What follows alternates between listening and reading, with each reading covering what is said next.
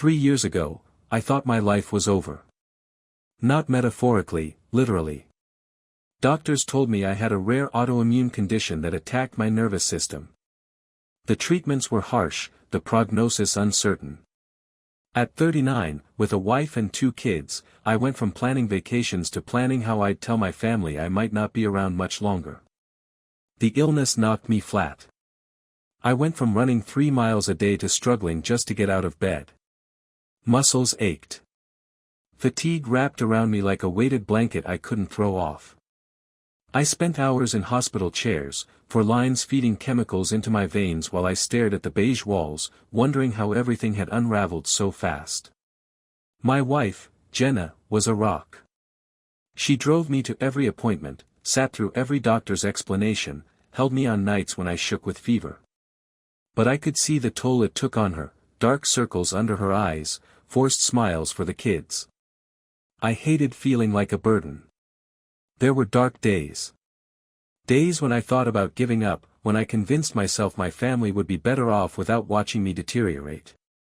But then my son would bring me his Lego creations, or my daughter would curl up next to me with a book, and I'd remember why I had to keep fighting. The treatment slowly began to work. Not a miracle recovery, just small victories. Being able to walk around the block without collapsing.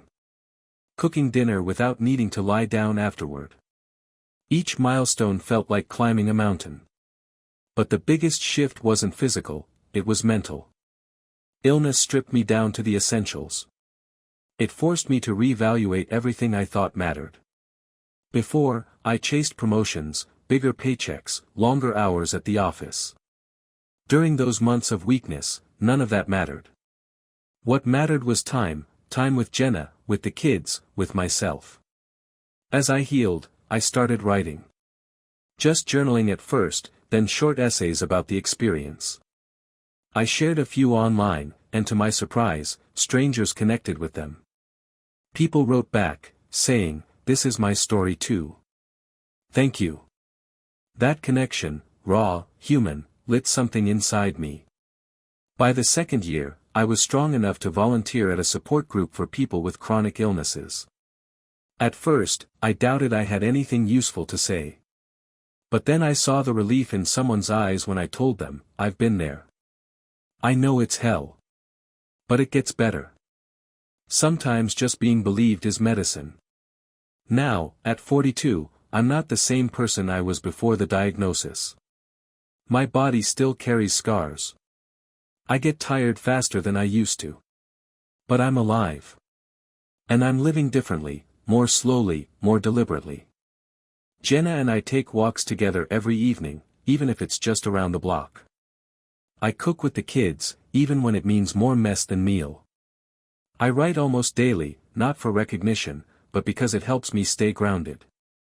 Last month, I stood at the finish line of a local 5K, not running, but cheering for my son. He spotted me in the crowd, waved, and I swear I felt stronger than I ever did in my running days. Stronger, because I knew how close I'd come to losing it all. Illness took years from me. But it gave me something too, clarity. The understanding that life isn't about how fast you run or how high you climb. It's about the people who sit with you when you can't move at all, and the joy you find in the smallest steps forward. I thought my story would end in a hospital bed. Instead, it's continuing, different, quieter, but still mine.